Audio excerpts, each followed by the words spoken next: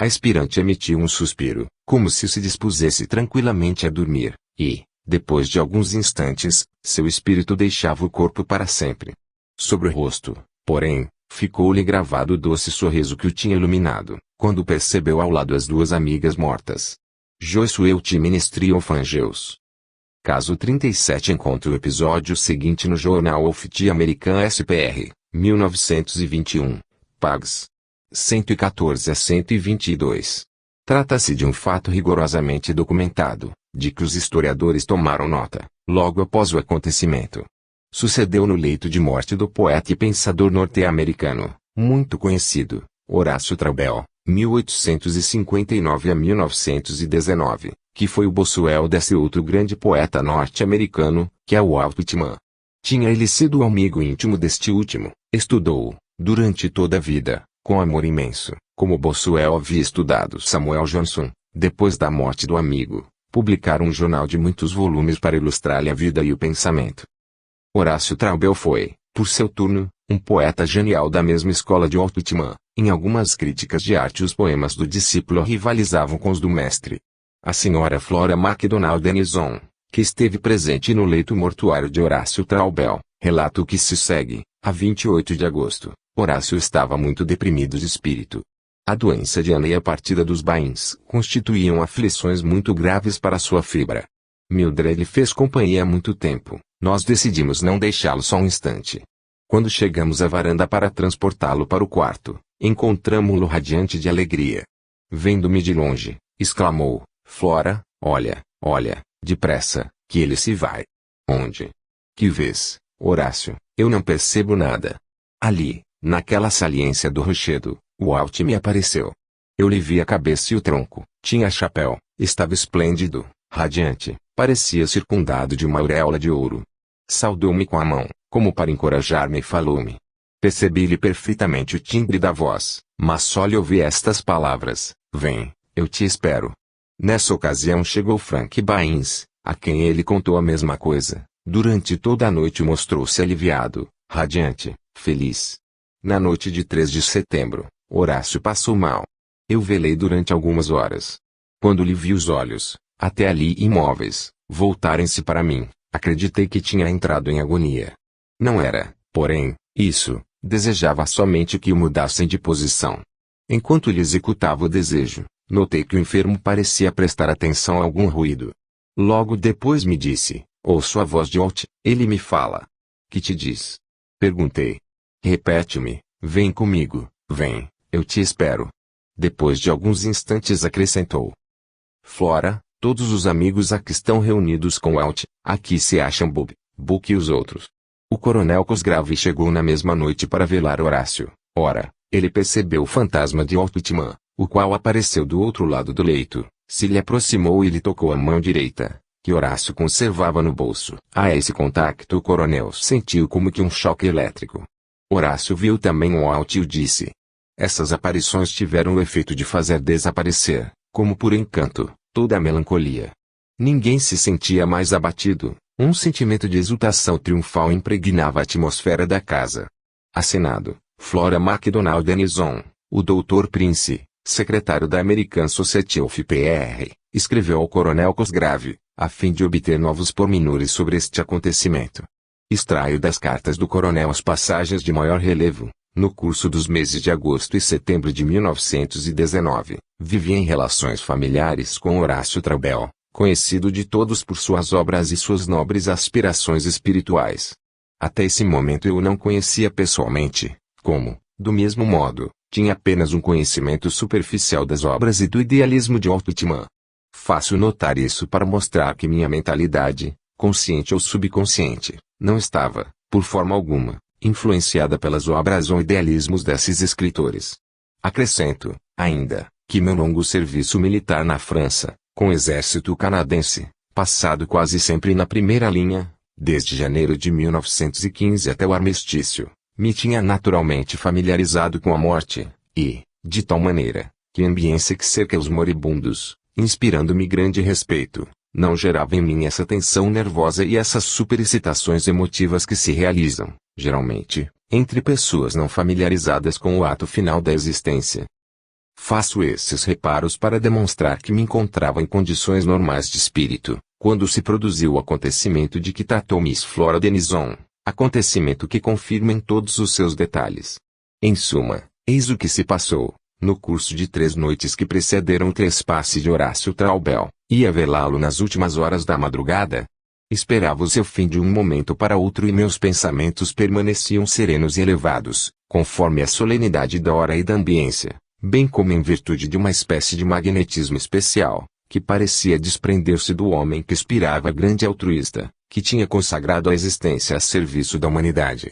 Em outras vezes observava essa espécie curiosa de magnetismo espiritual e sempre em presença de grandes caracteres, nunca com homens ordinários. Horácio Traubel finava-se por paralisia e esgotamento, mas não parecia sofrer.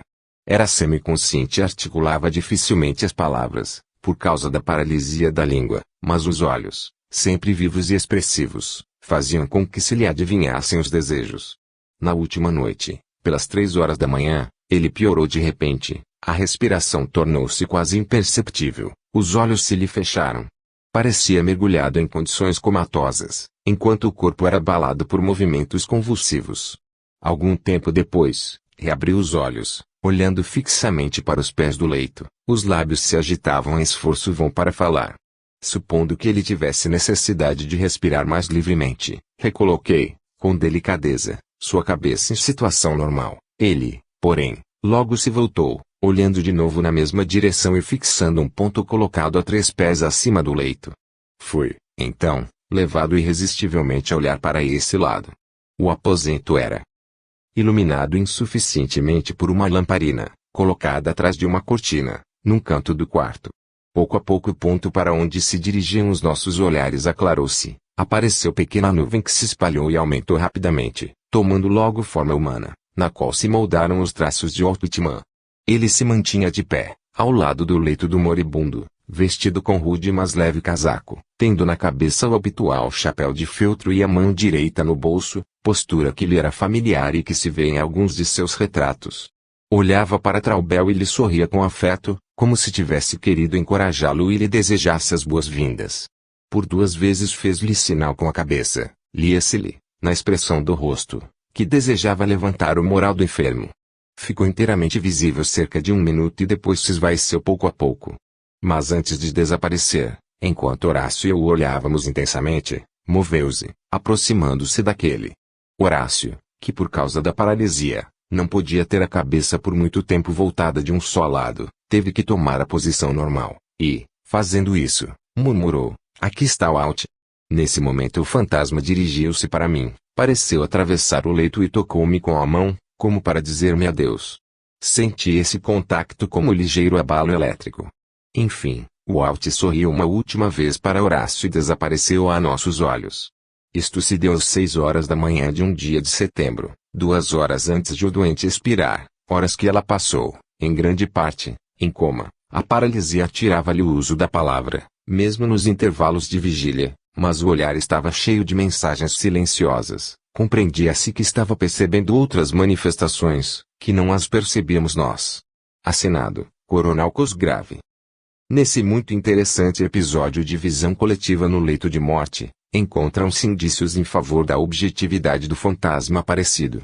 Primeiramente, por causa da maneira por que se constituiu, pequena nuvem luminosa que se alongou, condensou e aumentou de dimensões até atingir as proporções e a forma humanas, nas quais apareceram os traços do poeta falecido, Walt Whitman, amigo íntimo do outro poeta moribundo. Ora, sabe-se que é assim que se formam ordinariamente as materializações experimentais de fantasmas, tanto quando tomam uma forma concreta como quando guardam uma forma imponderável. Em nosso caso tratava-se de um fantasma fluídico imponderável, capaz de atravessar um leito. Em seguida, a objetividade provável da aparição ressaltaria dessa outra circunstância de que o fantasma aproximou-se do percipiente e lhe tocou a mão, contacto que foi percebido sob a forma de ligeiro choque elétrico. Não se pode contestar que as 2 circunstâncias em questão posta que não possam ser consideradas como definitivas para provar a objetividade do fantasma, são, no entanto, suficientes para autorizar a conclusão de que as maiores probabilidades são em favor desta última hipótese e, portanto, da interpretação espírita dos fatos. Aliás, a interpretação espírita desses fatos seria legítima, mesmo se tratasse de um fantasma telepático, transmitido pelo pensamento consciente do defunto ao amigo moribundo. Notarei, sobre o caso, que a única hipótese que se pode opor às duas que acabo de citar, a da transmissão do pensamento alucinado do moribundo ao percipiente, hipótese que apenas tenho acolhido e discutido nesta obra por um sentimento de retidão científica, deve ser absolutamente excluída em todos os casos de percepções coletivas desta natureza, porque ela é combatida pelos fatos até o ponto de ser por eles demolida, assim como provarei na síntese final deste trabalho. Caso 38. Eis um último caso, em que não se trata precisamente de uma visão coletiva no leito de morte, mas de uma aparição percebida em relação com uma pessoa que devia morrer 18 meses mais tarde, e que a viu por seu turno. É, pois, uma visão premonitória, repetida no leito de morte. Extraio o caso do Journal of the American SPR. 1905, pág. 327. Josnal Dixon escreve, na noite de sexta-feira, 29 de julho de 1898, minha mulher estava ocupada com os cuidados domésticos e eu estava sentado perto dela, fumando e lendo, até que adormeci. Meu sono durou até depois de meia-noite e, quando acordei e olhei em torno de mim, fiquei imensamente surpreendido por ver, em minha frente, duas figuras humanas, minha mulher assentada numa poltrona e mergulhada em profundo sono e outra figura, vestida de branco e suspensa acima dela. Olhando o rosto desta última figura, com imenso espanto, reconheci a mãe de minha mulher. Logo que a reconheci, ela desapareceu, enquanto minha mulher continuava a dormir tranquilamente, ignorante do que se tinha passado. Julguei prudente não informá-lo acontecido, com receio de impressioná-la, e disso me abstive durante muitos meses, mas devo declarar que a visão tinha deixado em mim a impressão penosa de que se tratava do prognóstico de desgraça iminente. Minha mulher morreu a 18 de março de 1900, 18 meses depois que a mãe lhe aparecera, durante o sono. Alguns dias antes de morrer, ela disse que viu a genitora com seu próprio filho, morto 17 meses antes, os quais a esperavam e chamavam. Depois destas palavras passou ao estado de inconsciência e assim ficou até expirar. Quarta categoria. Casos de aparições no leito de morte, coincidindo com prenúncios ou confirmações análogas, obtidas mediunicamente. Esta categoria coloca-se entre as mais importantes, do ponto de vista científico, porque pressupõe a aplicação, aos fenômenos, dos métodos de investigação experimental. No estado em que se encontra, não representa, sem dúvida, mais que um bom começo, mas esse começo é de bom augúrio e deixa entrever a possibilidade de chegar-se um dia ao fim, de maneira suficiente decisivo que constituiria um coroamento digno do mais elevado ideal científico. Como quer que seja, não é menos verdade que unicamente por meio desses métodos será possível esperar atingir a solução final dos problemas perturbadores que se ligam às manifestações metapsíquicas em geral, problemas cujo alto valor teórico não interessa unicamente às doutrinas científicas e filosóficas, mas se estende e se eleva até tornar-se social e moral. Não se pode dizer, entretanto, que a introdução do prenúncio ou da reconfirmação mediúnica, no quadro fenomenológico das aparições, baste a eliminar totalmente a hipótese telepático-alucinatória. A esta os pesquisadores de hoje atribuem multiformes manifestações hipotéticas, de maneira a tornar quase impossível a sua eliminação na maior parte dos fenômenos mediúnicos. Em nosso caso poder-se-ia sempre imaginar que o fato de uma aparição no leito de morte, prenunciada ou reconfirmada mediunicamente, tem nascimento de uma relação telepática produzida entre a consciência do médium e a do doente ou entre as do médium, do doente e dos consultantes. Dos 7 casos que se seguem, os 4 primeiros parecem mais ou menos insuficientes, sob aspectos diversos, e só me decido a citá-los para acumular material metapsíquico, a serviço dos futuros pesquisadores. Não se poderia, porém, dizer o outro tanto dos 3 restantes, que representam, ao contrário, uma importante contribuição em favor da objetividade das aparições de defuntos. Caso 39 extraio do Journal of the American SPR. 1907, pág. 49. O professor Slow publicou uma série de visões de moribundos, cita, entre outros, este episódio concernente a 2 damas de seu conhecimento e transcrito por ele editado delas. 4 a 5 semanas antes da morte de meu filho, eu me achava em companhia de minha amiga, a senhora S., dotada de faculdades mediúnicas, e foi-lhe ditada uma mensagem, em que o espírito guia uma menina que se designava pelo nome de Briggs, olhos brilhantes, promete ir ao leito de meu filho, gravemente doente de carcinoma. Ora, na noite que precedeu a de sua morte, meu filho queixou-se de que em torno de sua cama circulava uma menina e perguntou quem era. Tudo isso sucedia em Muskoka, a 160 milhas ao norte de Toronto. O doente ignorava absolutamente a mensagem obtida com a Sra. S. O professor Slope observa a amizade íntima existente entre a Sra. S. e a Sra. G., mãe do defunto, deixa supor a possibilidade de que alusões ou sugestões tivessem sido inconscientemente transmitidas ao filho antes da morte deste, ou que, no momento da experiência mediúnica, algumas observações tivessem sido trocadas, capazes de tirar ao incidente o valor que ele aparentemente apresenta.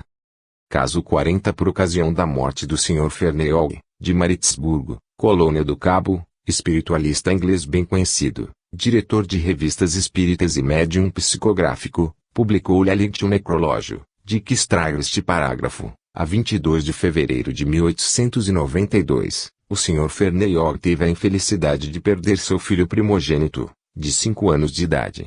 Nessa época, as doutrinas espiritualistas não tinham atrativo para ele. Deixou-se, porém, algum tempo depois, levar a uma sessão experimental. Lê-se em seu jornal pessoal, na data de 28 de novembro de 1894, o seguinte: a primeira prova de identificação se me apresentou justamente no momento em que ia renunciar às pesquisas. Manifestou-se certa senhora Nelson, que tinha sido, durante a vida, enfermeira de Maritzburgo, e que ditou: vai já à tua casa porque é lá que se encontra teu filho. A significação da mensagem estava ligada à doença do outro filhinho, Cirilo. Ferneyol teve a impressão imediata e logo após perfeitamente justificada de que o filho que se achava em sua casa era Reginaldo, vindo para receber seu irmãozinho Cirilo, também ele destinado a morrer. E o fato de que essa impressão não era fruto de uma imaginação exaltada, foi confirmada pelo seguinte: Cirilo, um instante antes de morrer, pronunciou com irritação o nome do irmãozinho Reginaldo, dizendo-lhe que se fosse embora, que não queria ir com ele, que queria ficar com sua mamãe. Caso 41 extraios dos Annali dello Spiritismo in Italia, 1875, pags. 120 e 149. A relação do caso ocupa 10 páginas dessa revista. Narrarei então somente as passagens principais. O relator é o conhecido espírita da primeira hora, Rinaldo Dallargine, e os protagonistas pessoas de sua intimidade. Ele escreve: o Dr. Vincente Gubernari, natural de Maramis, na Toscana, instalou-se definitivamente em Arcetri, deliciosa região perto de Florença, e, se bem que não fosse médico oficial, exercia aí igualmente sua profissão. Gubernari, favorecido dos bens da fortuna, esposara Isabel Segardi, de Siene, descendente de uma família patrícia dessa cidade. Também ela era rica e tinha trazido ao marido um dote não desprezível. Os esposos convieram no fazer doação recíproca de bens e a senhora Gubernari fizera seu testamento nesse sentido e supusera que o marido tinha feito outro tanto em seu benefício. Posto que o senhor Gubernari, materialista como era, zombasse do espiritismo e dos espíritos, não pôde deixar de impressionar-se, vendo muitos de seus amigos, que ele sabia bem instruídos, isentos de preconceitos de outrora mais anti-espíritas que ele, tornarem-se repentinamente crentes com as manifestações espíritas. Um belo dia, pois, o doutor, ou porque se quisesse convencer pessoalmente, ou porque se quisesse divertir à custa dos amigos, manifestou-lhes o desejo de tentar uma experiência na própria casa e convidou-os a nela tomar parte. Logo que os experimentadores formaram a cadeia em torno da mesa, um espírito agitou-a, com força surpreendente. E o doutor ficou extremamente admirado quando, perguntando-se o nome do espírito presente, este lhe respondeu: tua tia Rosa. O doutor ficara órfão, com pouca idade, e fora educado com ternura por essa tia, que lhe tinha servido de mãe. Quando voltou a se dar surpresa, exclamou: pois bem, se és verdadeiramente minha tia Rosa, ajuda-me a ganhar muito dinheiro. Estou aqui para bem outra coisa. Vim para aconselhar-te a mudar de vida e pensar em tua mulher, respondeu o espírito. Já pensei em minha mulher, respondeu, sem vergonha, o doutor, tanto que ambos fizemos nossos testamentos, com benefícios recíprocos. Mentira! Respondeu o espírito, sacudindo fortemente a mesa, para demonstrar o seu descontentamento. Ela te deixou tudo, sim, mas tu não lhe deixaste nada. A senhora Gubernari tomou parte, então, no diálogo, e querendo persuadir o espírito de que seu marido tinha feito testamento em seu favor, disse, corajosamente, que ele podia prová-lo, mostrando o mesmo testamento aos amigos presentes. O doutor, em consequência dessa intervenção inesperada de sua mulher, viu-se comprometido e sem saber como sair-se do aperto. Sabia o que lhe dizia a consciência e lhe era impossível mostrar os documentos, declarando que o espírito não tinha dito a verdade. Muito perturbado com o incidente, declarou, então, que não faria ver a ninguém o testamento. E o espírito, agitando a mesa com força ainda maior, respondeu, tu és um impostor. Sim, eu te repito, esqueceste tua mulher e em teu testamento só te lembraste da tua criada. Por quê? Muda, sim, teu modo de vida e teu testamento e apressa-te, porque não tens tempo a perder. Dentro de alguns dias estarás conosco no mundo dos espíritos. Essa revelação foi como que um raio sobre a cabeça do doutor. Ele ficou aterrado e, depois, com raiva, gritou, como? Tenho que morrer antes de minha mulher, eu que sou mais moço que ela? Não, isso não acontecerá nunca, quero viver ainda e viverei. Assim dizendo, levantou-se irritado e ordenou que levassem a mesa que servira à experiência. No dia seguinte, um dos seus amigos, o coronel Maurício, para acalmar-lhe a agitação, falou-lhe de possíveis mistificações espíritas e lhe disse que, nessa noite mesma, iria à casa da Condessa Passerini, a fim de pedir uma sessão de contraprova. O doutor pareceu acalmar-se e esperou com impaciência o resultado da nova experiência. O coronel Maurício foi, com efeito, à casa da Condessa Passerini e, começada a sessão, perguntou ao guia se conhecia o que tinha sucedido a noite precedente em casa do Dr. Gubernari. Responderam-lhe, não houve mistificação, o espírito da tia do doutor revelou-lhe a pura verdade. Então perguntou o professor Capelli: o Dr. Gubernari deve morrer em breve? Sem dúvida nenhuma, continuou o espírito, e antes do fim do ano corrente. Mas acrescentou Capelli: como podemos contar ao doutor a terrível confirmação do que sua tia lhe revelou? Não queremos nem podemos aumentar sua perturbação. O que eu disse a vós que o digo, com o doutor comportai-vos como quiserdes.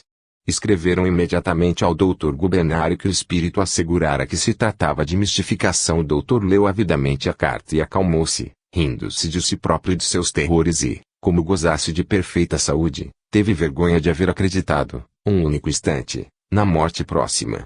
Apesar de tudo, na noite de 12 de novembro foi assaltado por febre muito forte, acompanhada de muitas dores. Os médicos diagnosticaram moléstias e importância e que não merecia se preocupassem com ela. Mas, com o tempo, o mal aumentava e ele sofria horrivelmente. Seus amigos foram de novo à casa da Condessa Passerini. A FM de Obitanto tem uma sessão mediúnica. Manifestou-se a entidade habitual.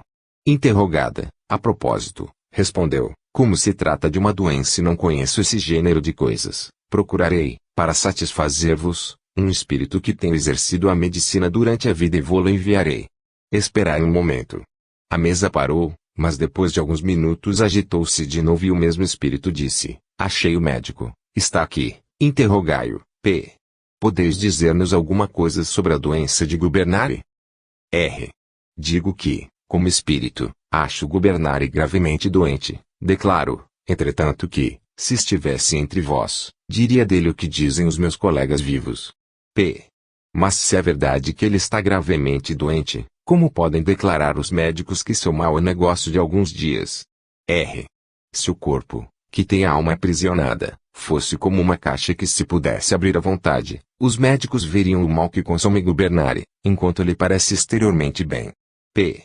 Seu mal é somente físico ou também moral? R. Ambas as coisas.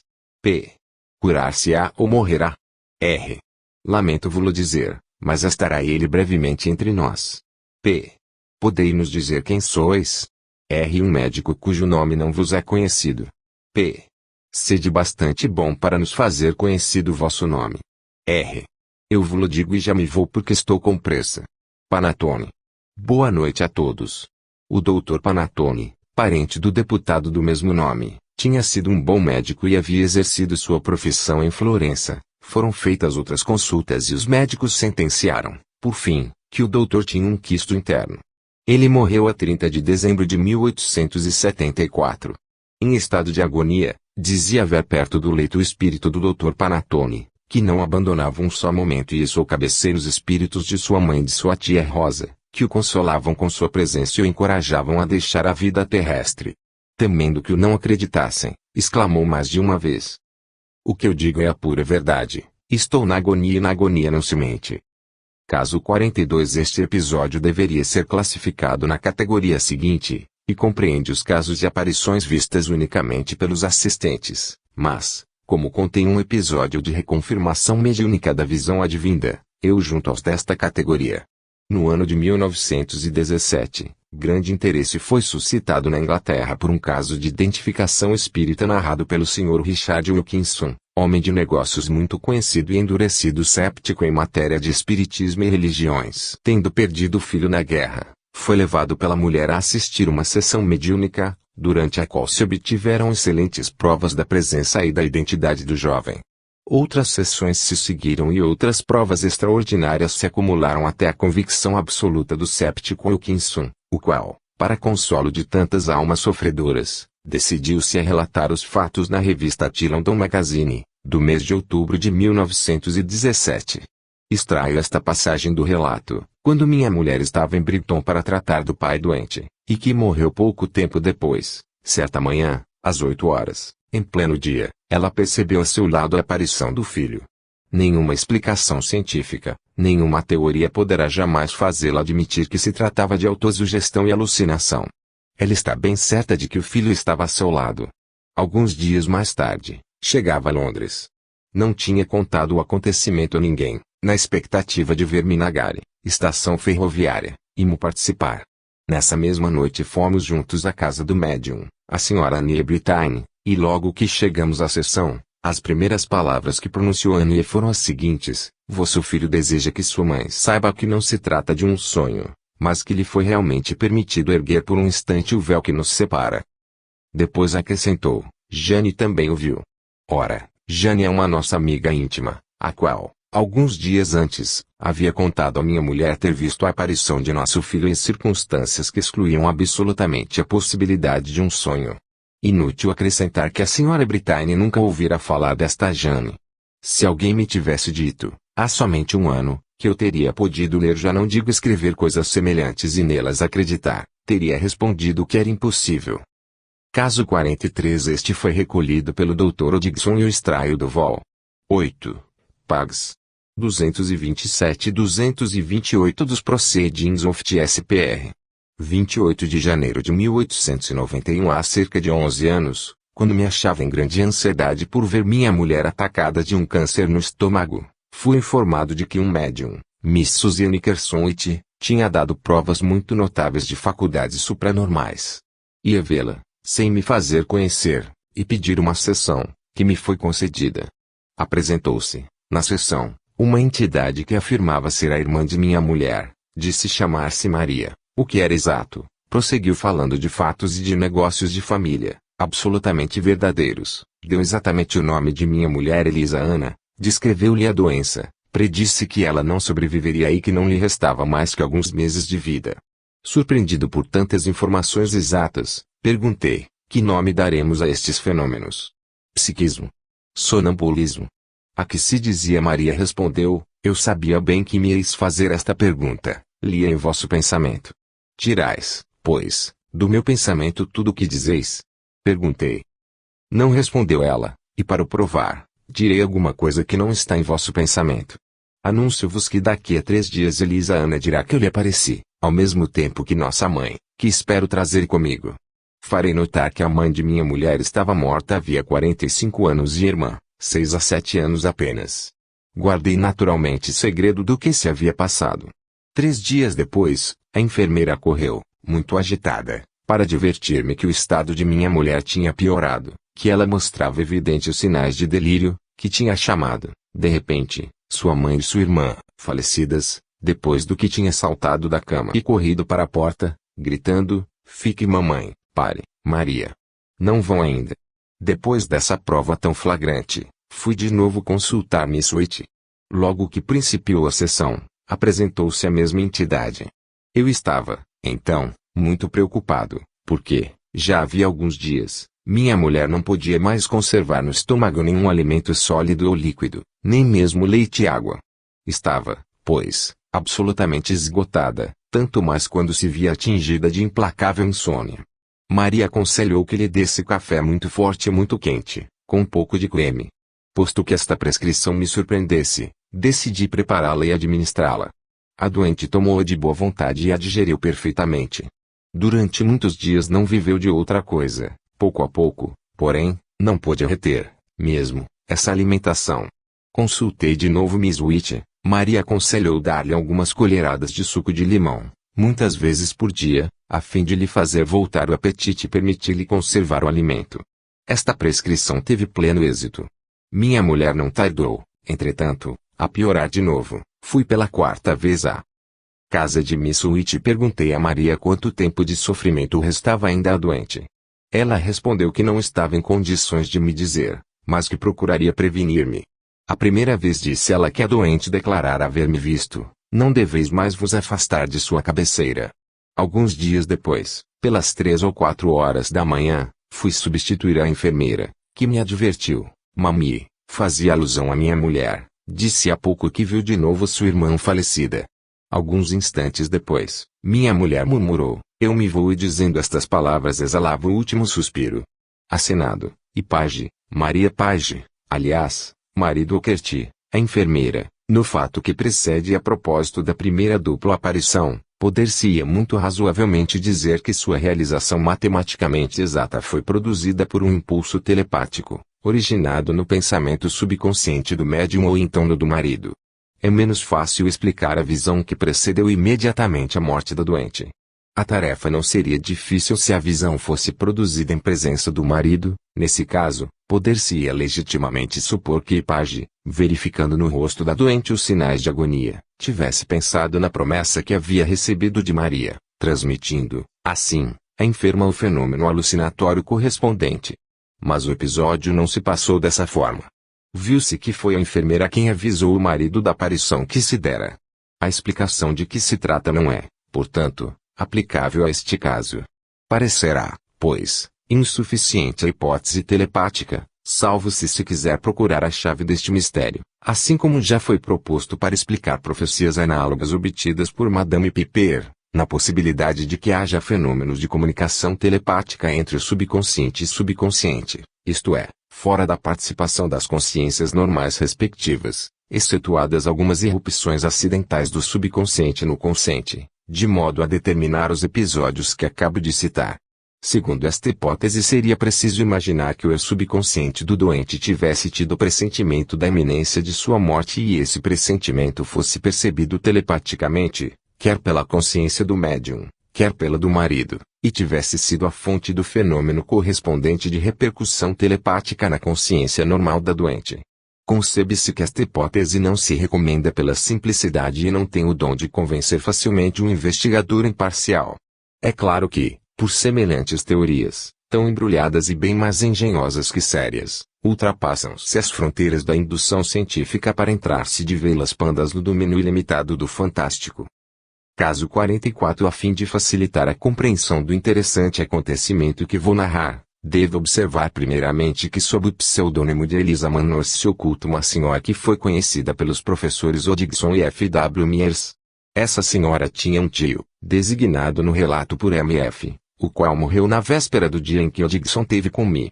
Piper. A sessão de que tratamos, a nova da morte de M.F., tio de Elisa Manor, foi incerta em um jornal de Boston e aconteceu-me lê-la quando ia para a sessão. A primeira mensagem escrita foi recebida de Me. Elisa, o que eu não esperava. Ela escreveu de forma ágil e clara, anunciando que F. se encontrava na sessão, embora não estivesse em condições de poder comunicar-se diretamente. Acrescentou que queria informar-me do modo por que tinha ajudado F. a se reunir a ela. Explicou que se achara presente em seu leito de morte e que lhe tinha dirigido palavras de encorajamento, que nos fez conhecer, e que continham uma forma de expressão desusada. Afirmou ainda que ele, F., tinha ouvido essas palavras, que a tinha mesmo visto e reconhecido. Ora, tudo isso me foi confirmado, ponto por ponto, da única maneira pela qual era então possível, isto é, por meio de um amigo muito íntimo de mim. Elisa, de mim mesmo e de um próximo parente de F. Mostrei-lhe a ata da sessão e, 1 ou 2 dias depois, O parente que se tinha achado no leito de morte declarou espontaneamente a esse amigo que F, morrendo, tinha lhe dito que havia visto diante de si sua sobrinha Elisa, que esta lhe falara e repetiu, então, as palavras que lhe havia lá dirigido. Essas palavras que o parente de F repetiu ao amigo eram bem as que Elisa relatara por intermédio de Piper em transe. Inútil acrescentar que eu ignorava absolutamente isso. Professor R. Odgson, Proceedings of TSPR, Vol. 13, Pag. 378. Este fato parece sugerir quase irresistivelmente a explicação espiritualista. É preciso, entretanto, não esquecer que as pessoas das quais F, moribundo, estava rodeado, conheciam necessariamente o incidente, o que permitiria supor um fenômeno de percepção telepática ou telestésica entre a subconsciência da senhora Piper em transe e a subconsciência das demais pessoas. Entretanto, a explicação deve necessariamente parecer forçada e gratuita, tanto mais se considerarmos que a senhora Piper não conhecia essas pessoas. Se esta circunstância não basta a afastar completamente a hipótese telepática, torna-a, pelo menos, inteiramente improvável. Caso 45 tiro este episódio da relação do professor Odgson, sobre as experiências com a senhora Piper, Pag. 121, relação que foi impressa no Vol. 8 dos Proceedings of TSPR. Os nomes dos protagonistas deste fato são designados por suas iniciais. 5 de abril de 1889 fui à casa de Piper, em fins de março do último ano. Desde o começo de fevereiro tinha o hábito de lá ir de 15 em 15 dias. Ela predisse a morte de um dos meus próximos parentes, o que devia suceder dentro de 6 semanas e trazer-me vantagens pecuniárias. Pensei, naturalmente, em meu pai, que havia atingido avançada idade e de quem Piper traçara a personalidade com admirável evidência, algumas semanas antes, embora o tivesse feito de forma a deixar supor que falava, não de meu pai, mas simplesmente de pessoa a qual estava eu ligado por estreito parentesco. Perguntei se a criatura que devia morrer era a mesma que me tinha sido descrita nessa circunstância. Ela, porém, evitou dar-me resposta satisfatória. Alguns dias depois, minha noiva foi à casa da senhora Piper, que lhe predisse, então, sem nenhuma reticência, que meu pai faleceria ao fim de algumas semanas. Em meados do mês de maio, meu pai, que se restabelecia de um ligeiro acesso de bronquite, morreu, de repente, em Londres, em consequência de uma paralisia cardíaca. Isso se passou no próprio dia em que os médicos o tinham declarado fora de perigo. Algum tempo antes, Finuit, por intermédio de Piper, me havia anunciado que iria para junto de meu pai, a fim de exercer sobre ele sua influência relativamente a certas disposições testamentárias que ele havia tomado. 2 dias depois de haver recebido a notícia telegráfica de sua morte, fui, com minha mulher, à casa da senhora Piper, e Finuit declarou que meu pai estava presente, tendo a sua vinda ao mundo dos espíritos sido súbita. Assegurou-me, em seguida, haver exercido sua influência junto a meu pai, para o persuadir a respeito das disposições testamentárias de que se tratara. Informou-me, então, do conteúdo do testamento, descreveu os traços do principal executor testamentário e acrescentou que este, logo depois de minha chegada a Londres, emitiria certa proposição em meu favor, destinada a ser submetida ao consentimento de 2 outros executores. 3 semanas depois, achava-me em Londres. O executor testamentário era precisamente o de que Finuit tinha feito a descrição. O testamento estava redigido da maneira pela qual ele tinha anunciado. A proposição a meu favor foi efetivamente emitida e minha irmã, que não tinha nunca deixado a cabeceira de meu pai nos 3 últimos dias de sua vida, contou que o doente se havia queixado, por muitas vezes, da presença, ao pé da cama, de um velho que o importunava, querendo discutir os seus interesses privados. Assinado, M.A. Sra. M.N., é preciso convir que também esse episódio pode ser admiravelmente explicado pela hipótese espírita. É-nos preciso, entretanto, procurar saber, friamente, até que ponto a hipótese telepática poderá satisfazer-nos, a princípio, do ponto de vista do fenômeno da aparição, em seguida dos outros incidentes considerados em relação com o próprio fenômeno. Chega-se, pela hipótese telepática, a explicar o conjunto dos fatos, desde que, bem entendido, não nos ponhamos a olhar muito de perto o caráter mais ou menos artificial das conjecturas. De acordo com essa hipótese, pelo que se relaciona com a coincidência entre a aparição no leito de morte e o que fora predito na sessão de Piper, Dever-se-á supor que a subconsciência do médium em transe, personificando a entidade espírita que se dizia Dr. Finuit, e objetivando-a sob a forma de um velho, tenha transmitido telepaticamente ao centro de ideação do doente a mesma objetivação alucinatória. Quanto ao episódio verídico da profecia de morte, dever-se-lhe-á procurar a origem em um fenômeno de percepção telestésica da afecção orgânica que ameaçava, em breve prazo, a vida do pai de MN. Enfim, para o que se liga aos outros incidentes que se verificaram, assim como, por exemplo, a descrição do aspecto pessoal de um dos executores testamentários, a revelação do conteúdo do testamento paterno e a proposição feita em favor de MN, bastará recorrer à simples hipótese da percepção ou leitura do pensamento à distância. Pode-se ver que todos os episódios, mesmo os de caráter mais sensacional, são mais ou menos suscetíveis de serem explicados pela hipótese telepática, considerada em suas diferentes modalidades de manifestação. De forma geral, o fato bem merece meditado, antes de nos aventurarmos em novas conjecturas. Não é menos verdade, entretanto, que, se viemos a esse resultado, não foi sem conferir à hipótese em questão poderes de tal maneira extensos e maravilhosos, que somos conduzidos por outro caminho da subconsciência ao sólio desse transcendental, que queríamos evitar a todo preço. Quinta categoria. Casos nos quais os familiares do moribundo são os únicos a perceberem os fantasmas de defuntos. Os casos desta natureza são os mais raros e é natural que assim aconteça, porque, na ordem das probabilidades, deveríamos atender a que, na maior parte dessas manifestações, o moribundo é o único percipiente, que as aparições percebidas coletivamente pelos moribundos e pelos assistentes são relativamente raras e mais raras ainda as percebidas pelos assistentes somente. No caso da interpretação teórica dos fatos e no ponto de vista absolutamente científico, são eles ainda suscetíveis de serem explicados pela hipótese telepática, supondo-se um fenômeno de transmissão de pensamento da parte do moribundo salvo circunstâncias especiais. Caso 46. Neste primeiro episódio, o assistente tem a percepção de um fantasma rudimentar, provavelmente em vias de formação. Eu extraio do jornal OFT SPR. 1908. Pag. 312. A narradora e percipiente é a irmã de um membro da referida sociedade. Ela escreve, a 1º de novembro de 1905, achava-me de serviço, na qualidade de enfermeira, e tive uma prova interessante.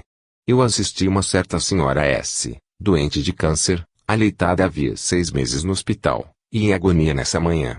Ela estava em coma há cerca já de 5 horas e o ritmo da respiração se tinha reduzido a 3 aspirações por minuto. Fiquei só, assistindo-a, com a atribuição de vigiar qualquer alteração em suas condições e protegê-la das moscas. Lia um artigo de revista, sentada perto de sua cama, e de quando em quando olhava para ela. Ao 12:05, não havia relógio no quarto, quando levantei os olhos para a agonizante, vi do outro lado do leito uma figura humana, digo figura humana, porque, pela forma, era indubitavelmente como se o fosse, embora se não lhe distinguissem os traços e parecesse, em seu conjunto, constituída de neve ou vapor condensado, com extremidades incertas e confusas. Sua altura era quase a minha, 5 pés e 7 polegadas. Havia uma janela de cada lado da cama e se encontrava por trás da forma um paravento de madeira coberto de tela. Notei que as junturas do paravento eram visíveis através do corpo vaporoso do fantasma. Não experimentei nenhuma sensação de terror, embora não me sentisse com disposições de interrogar a aparição. Depus a revista que lia, ficando completamente absorvida na contemplação do fantasma, por um lapso de tempo que avaliou em 10 ou 15 minutos. Depois, apareceu na sala outra enfermeira e a figura começou a atenuar-se, a dissolver-se, até que desapareceu. Tateei as pulsações da moribunda no pescoço e verifiquei que eram percebidas ainda, se bem que tivesse cessado de respirar. Quando a forma estava presente, a agonizante ainda respirava. Nada de notável nesse episódio, entretanto, no ponto de vista da hipótese telepática, esta questão se apresenta espontaneamente ao espírito, desde que a enferma se achava em coma havia 5 horas, de modo definido e profundo, é razoável ainda atribuir a origem da aparição ao pensamento da mesma. Francamente, creio mais perto da verdade os que respondem negativamente à questão. Caso 47. Extraio do livro bem conhecido de Camille Flammarion, Lincoln. A senhora Bediere de La Capelle escreve a Flammarion, eu tinha uma filha de 15 anos, que era minha alegria e meu orgulho. Durante uma curta viagem deixei em companhia de minha mãe. Devia estar de volta a 17 de maio e na noite de 17 sonhava que minha filha estava gravemente enferma, que me chamava e me invocava chorando. Acordei muito agitada, repetindo a mim mesmo a frase proverbial que todo sonho é mentira. De dia, recebi uma carta de minha filha, em que ela me dava explicações sobre negócios domésticos sem se queixar de nada. No dia seguinte, chegando a casa, não vi minha filha vir a meu encontro. A mulher do quarto avisou-me que tinha ela sido tomada por indisposição súbita. Subi ao seu quarto e encontrei com forte dor de cabeça. Fila deitar-se em seguida. Ah! Ela não mais se levantou. 2 dias depois declarou-se uma angina membranosa e, apesar dos cuidados prodigalizados, expirou a 29 de maio. Ora, 2 noites antes da catástrofe, eu me tinha deitado em um leito, separado por uma porta, do quarto de minha filha. Fechara os olhos, mas não dormia, minha filha adormecera e a enfermeira velava.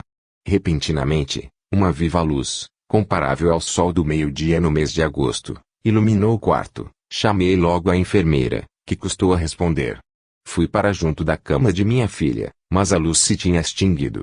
A enfermeira parecia aterrada e não me respondia às perguntas.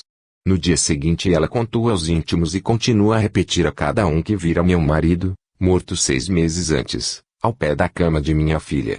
Essa enfermeira está ainda viva e pronta a repetir a narrativa a quem quiser ouvi-la. Neste caso, durante a manifestação supranormal, a menina doente estava adormecida. É, pois, provável que ela tenha percebido também a aparição em forma de sonho. Caso 48 extraído do Jornal of American SPR. 1918, Pag. 608. SM Bennett comunica ao professor Slope o fato seguinte. Um dos mais antigos habitantes do quarteirão de West Pittston era uma senhora, ruiva e mãe de 2 filhas, das quais uma era viva e casada com o Sr. Merrimon, tendo a outra morrido de febre tífica em 1876. Durante a última doença de sua mãe, a Sra. Merrimon esteve quase sempre à sua cabeceira. Havia aí, também, seu filho e uma enfermeira de meia idade, mulher prática e séria. Uma noite, a Sra. Merrimon deitou-se por instantes no quarto vizinho, por trás de uma cortina, enquanto a enfermeira se sentara no quarto da moribunda, de modo a perceber-lhe a cama, apesar da luz muito fraca. Em dado momento, viu ela uma mulher, em pé, perto do leito, olhando intensamente a doente e isso durante algum tempo. A enfermeira, supondo que era a Sra. Merrimon, não se levantou. Mas, pouco depois, viu a forma dissolver-se, e como seu talhe e corpulência não correspondiam à forte estatura da Sra. Merrimon, a assistente foi ver ao quarto vizinho e aí encontrou essa senhora, que dormia tranquilamente. A enfermeira deu, em seguida, boa descrição da forma percebida, descrição que correspondia exatamente à da defunta Stella. Caso 49 extraído da Lead, 1916, Pag. 301. Sir George Kewewich, eminente professor de literatura clássica greco-latina, apresenta, no correr de uma entrevista, seu modo de pensar sobre a existência e a sobrevivência da alma, isto é, o de um pesquisador sem ideias preconcebidas, que espera saber primeiro, antes de chegar a conclusões definitivas. Declara, ao mesmo tempo, que o tema o interessa de modo particular e isso em consequência a certas experiências extraordinárias de que ele e seus amigos foram objeto. Relata algumas dessas provas, a primeira das quais se realizou no leito de morte de sua mãe. Eis-lhe a descrição: minha irmã, que se achava no quarto, no momento de sua morte, veio a mim, dizendo: na ocasião em que nossa mãe exalava o último suspiro, vi flutuar acima dela um fantasma de cabelos vermelhos. Isso é tanto mais inexplicável quanto minha mãe tinha aversão às pessoas com cabelos dessa cor.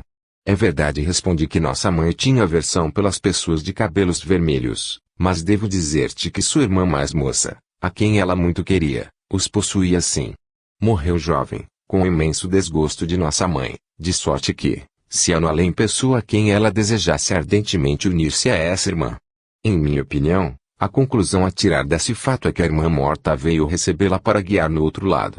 Como se vê, o professor Kewewich é também irresistivelmente conduzido a tirar dos fatos essas conclusões racionais e espontâneas, às quais chegam todos, desde que não tenham as vias cerebrais obstruídas por longa familiaridade com as variedades multiformes da hipótese telepático-alucinatória, de que tanto se abusa hoje.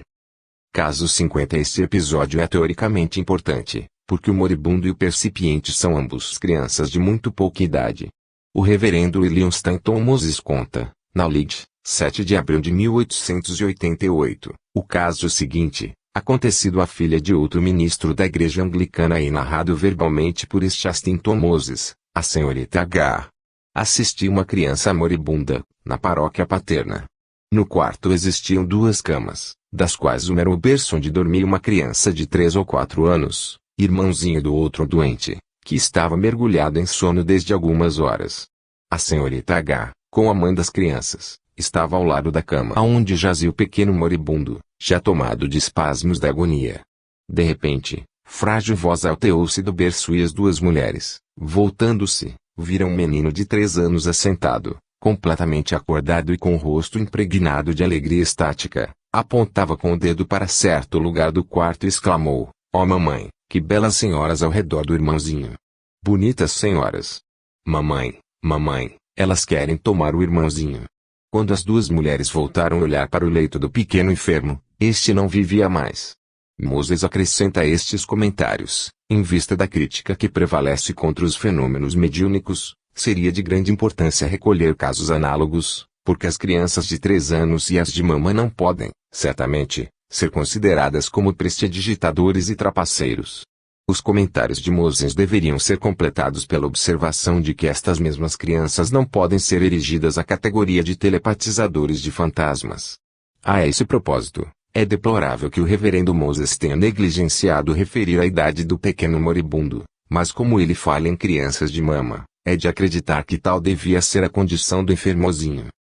Caso 51. Eis outro episódio em que o moribundo e o percipiente são crianças de tenra idade, e este segundo episódio é mais importante que o primeiro, porque aí se encontra indicada a idade da criança expirante, 4 meses. Isso permite excluir de modo categórico toda forma de autossugestão no moribundo com a relativa transmissão telepática à menina percipiente, e a idade dessa última, 3 anos, exclui, por seu turno, a possibilidade de que ela tenha podido autossugestionar-se a ponto de perceber fantasmas alucinatórios, porque seu pequeno cérebro não chegava, certamente, a conceber a possibilidade de aparições transcendentais na cama do irmãozinho moribundo.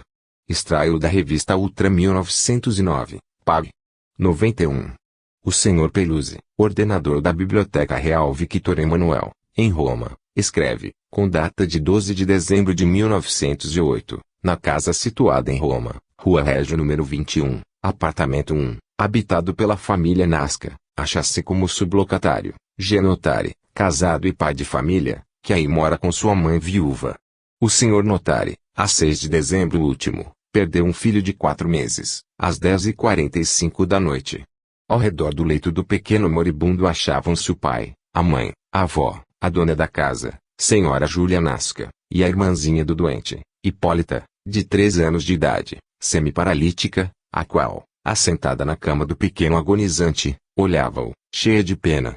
Em dado momento, exatamente 15 minutos antes que a morte tivesse posto fim a essa tenra existência, a irmãzinha Hipólita estendeu os braços para um canto do quarto e exclamou: "Mamãe, vê a tia Olga."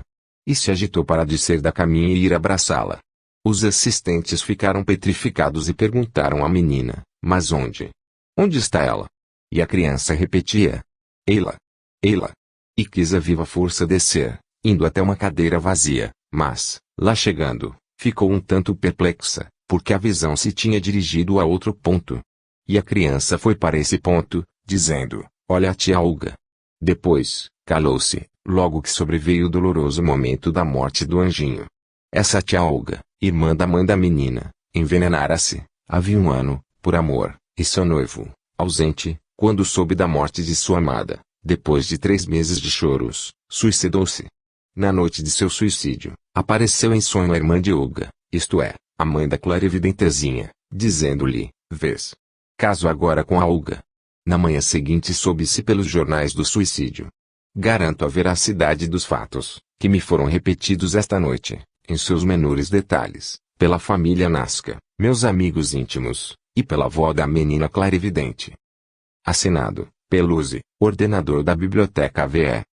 Caso 52. O publicista inglês muito conhecido, William Stead, diretor da Revue of Reviews, em sua obra intitulada Real Ghost Stories, conta o seguinte episódio. Termina o capítulo pela exposição de uma das manifestações de fantasmas, a mais detalhada que se produziu nos tempos modernos. É também a única manifestação aqui contada que ilustra a crença consoladora de que os espíritos das pessoas que nos são caras vêm receber-nos no leito de morte, para servir-nos de guias na existência espiritual. Durante o verão de 1880, 14 oficiais do 5º Regimento de Lanceiros estavam sentados, conversando na sala de refeições do quartel de cavalaria, em Aldershot. Eram cerca de 7 horas da noite e eles tinham vindo de marchar, quando viram entrar na sala uma senhora vestida com uma roupa de seda branca, tendo longo véu de casada sobre o rosto. Ela parou, por momentos, em frente à mesa, depois dirigiu-se para a cozinha, onde entrou. Caminhava com um passo rápido, mas os 5 oficiais, colocados à cabeceira da mesa, a viram todos. Nenhum deles duvidou um só instante que fosse uma senhora de carne e osso. Aparecida ali não se sabia por que acaso. O capitão Norton, ajudante de campo, levantou-se de salto e, correndo à cozinha, perguntou ao sargento onde estava a senhora que tinha entrado naquele momento. Ninguém entrou na cozinha, respondeu o sargento, asserção que o cozinheiro e ajudantes foram unânimes em apoiar. Quando o capitão Norton contou a seus colegas a assombrosa narrativa, travou-se entre todos animada discussão e acabaram por concluir que se devia tratar de um fantasma. Discutiram também acerca dos trajes da aparição. Os que a viram foram acordes em afirmar que ela era bela, morena, exprimindo-se-lhe no rosto grande tristeza. O coronel Vandeleur, que não a tinha visto, ouvindo a descrição dos traços do fantasma, observou, mas é mulher do veterinário X, morta na Índia. O oficial que ele nomeava estava nessa ocasião, ou pelo menos assim o supunham, em licença, por motivo de moléstia. Em todo caso, mesmo que o fantasma aparecido tivesse sido de sua mulher, não se sabia por que razão se tinha manifestado na sala de refeições, por essa forma estranha.